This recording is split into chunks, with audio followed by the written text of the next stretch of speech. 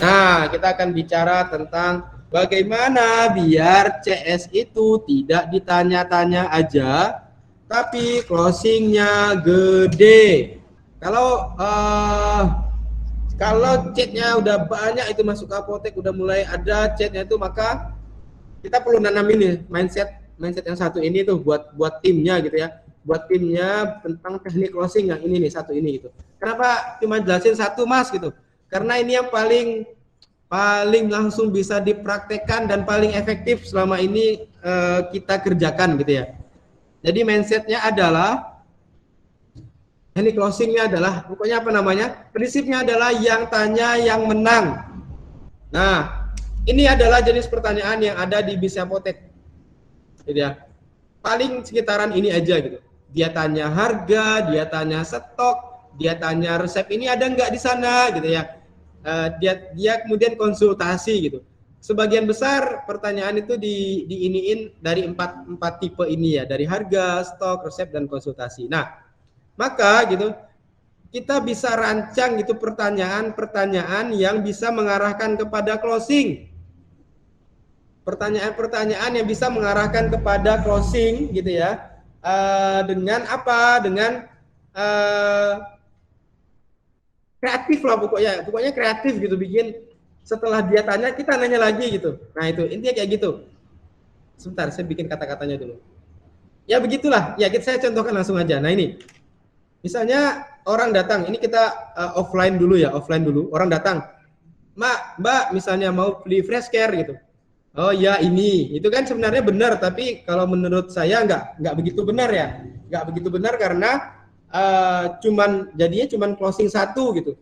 Tapi kalau kita bisa tanya mau 2 atau 3 gitu, mau yang apa, mau yang ini atau yang ini gitu. Nah itu potensi closingnya itu jauh lebih gede gitu, dan buat kita upselling juga jadi jauh lebih enak gitu.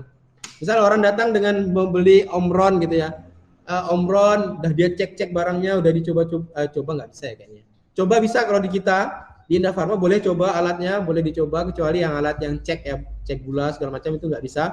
Tapi kalau tensi boleh coba. Kemudian di akhir tuh biasanya kayak gini, sama-sama diam, sama-sama kita pelayanan sama customer sama-sama diam tuh.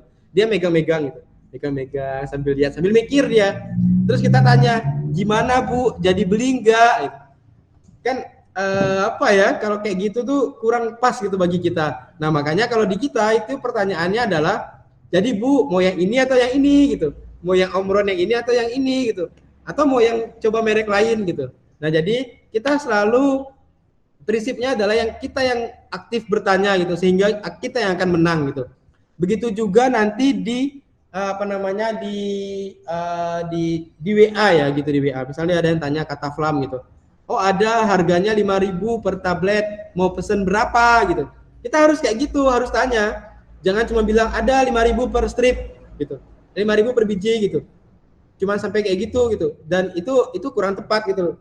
Kenapa gak kita kasih mau yang ini apa, mau berapa gitu, mau 1 biji atau 2 biji gitu kan, atau malah kita tawarin misalnya teman-teman punya produk yang lebih bagus gitu, yang marginnya lebih tinggi gitu, mau yang kata flam atau yang lebih bagus gitu, itu juga bisa kan gitu.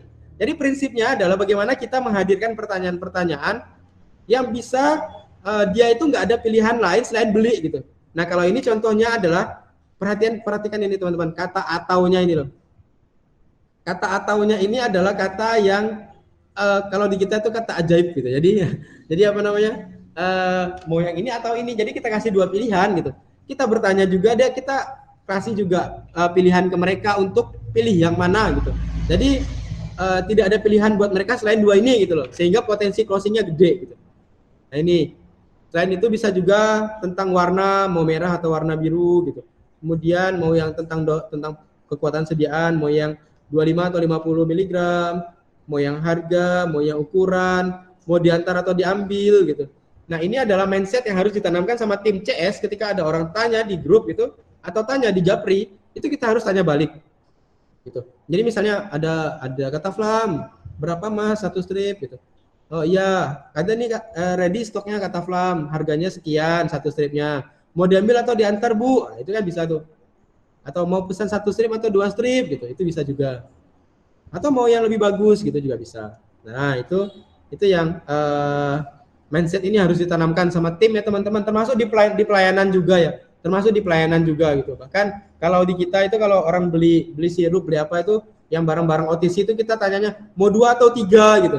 Sambil ketawa, sambil senyum, nanti orangnya senyum juga dan kondisinya jadi cair gitu, buat upselling jadi lebih enak gitu. Mas ini sebagai owner atau leader ya, kita tuh wajib juga tuh bikin skrip penjualan. Siapa di sini yang sudah bikin skrip penjualan untuk tim apoteknya? Bikin skrip penjualan untuk tim apoteknya di pelayanan. Yo, siapa yang sudah bikin? Yang belum bikin ya nggak apa-apa. Silakan kalau mau dibikin. Tujuannya apa? Ini mempermudah closing dan capai target omset. Kemudian yang kedua, itu juga mempermudah kalau kita mau training tim yang baru gitu, kita nggak bingung lagi mentrainingnya seperti apa. Setiap pebisnis butuh ambisi. Setiap ambisi butuh target. Setiap target butuh deadline. Setiap deadline butuh eksekutor. Setiap eksekutor butuh belajar. Setiap belajar butuh guru. Dan kamilah salah satu itu. Platform belajar bisnis apotek, tempatnya belajar bisnis, tak sekedar memberi ilmu, tak sekedar berbagi apa yang sudah saya lakukan, tak sekedar memberi inspirasi, tak sekedar memberi sinar hangat di waktu pagi. Aku juga mendengarkan ceritamu. Aku juga mengerti ambisimu. Aku juga mendampingimu meraih target.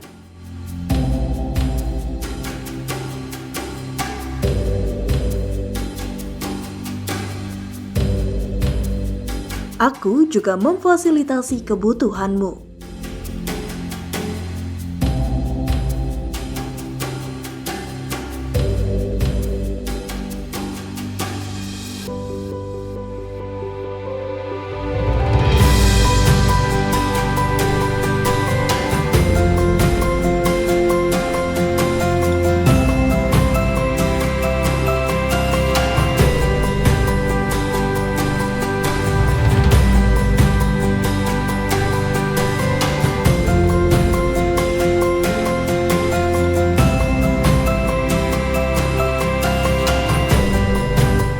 Aku juga mengejar-ngejarmu untuk tepat deadline.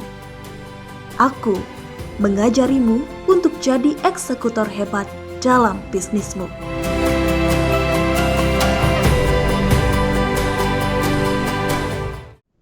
Penggunaan skrip kasus ambil. Nah, ini contohnya dulu kita pakai apa namanya ya? Ini WA kita ya. WA-nya timnya kita di Indofarma itu kita WA pakai Talkabot namanya. Ini dulu, sekarang kita tidak pakai lagi. Jadi di sini di aplikasi ini WA yang bisa satu WA dipakai banyak CS. Kemarin kita ada 5 CS. Terus kita jadi ada 6 akun. Ada 6 akun sama akun saya sebagai leader dan akun Pak Andi sebagai owner gitu. Untuk melihat kinerja CS gitu ya. Nah, itu dengan ini sangat terbantu, kita bisa monitor terus kerjaan CS. Nah, tapi biayanya ternyata tidak begitu murah teman-teman kalau penggunaan ini gitu. Jadi saya kemarin lumayan ini menghabiskan mungkin saya ya di antara tim yang lain yang paling banyak ngabisin uangnya Pak Andi gitu ya. Jadi kalau ada Pak Andi di sini pasti ketawa gitu bahwa saya beli aplikasi ini harganya 15 juta, terus dapat diskon 2 juta jadi 13 juta. Itu bisa dipakai terus gitu ya. Terus kita sekarang udah nggak bisa pakai lagi gitu, udah nggak bisa pakai karena langganan setahun gitu. Kita nggak pakai lagi karena sebenarnya kebutuhan kita tuh bukan kita monitor CS-nya tapi di apa namanya bisa bareng-bareng gitu. Dan sekarang sistemnya udah kita rubah, satu orang pegang satu nomor CS, udah nggak bareng-bareng lagi. Jadi kita nggak pakai aplikasi ini lagi, walaupun masih kerjanya ibaratnya masih manual ya gitu.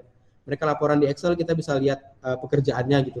Kalau di sini semua pekerjaan mereka itu kelihatan, analisanya ada di software ini. Tapi karena mahal tadi ya, itu nekat aja kemarin ngajuin sama Pak Andi buat ini Pak 15 juta diskon 2 juta 3 juta 13 juta itu saya habiskan buat uji coba ini gitu, uji coba WhatsApp marketing ini, dan sekarang udah nggak kita gunakan lagi, tapi ini aplikasinya bagus gitu, buat WA yang kalau emang pengen diseriusin ya gitu. Nah, jadi ketika ada yang datang itu atau chat itu, ini bisa pakai script ini gitu.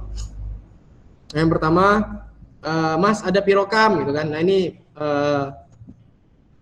ada gitu kan. Berikut info obatnya gitu. Kemudian nama obatnya pirokam, stoknya ready, harganya berapa. Nah itu yang tanya yang menang ya. Mau 2 strip atau 3 strip, diambil ke apotek atau kami antar ke rumah gitu. Itu yang tanya yang menang gitu. Kemudian diambil aja gitu ya. Nah terus ditulis tuh nama pemesan siapa. Oh ya bisa, namanya siapa gitu, alamat rumahnya di mana gitu. Untuk segera kami siapkan dan tidak salah saat pengambilan pengalaman kemarin ada yang namanya sama. Nah ini juga kejadian di CS itu sebelum adanya nomor-nomor gitu ya, kita pakai nomor-nomor tadi, itu kita pakai nama aja gitu, dan ternyata yang ngambil tuh bukan dia, anaknya gitu. Dan pas sampai ke rumah ternyata obatnya keliru gitu. Obatnya keliru. Nah itu yang ini yang kita langsung bikin pakai nomor-nomor.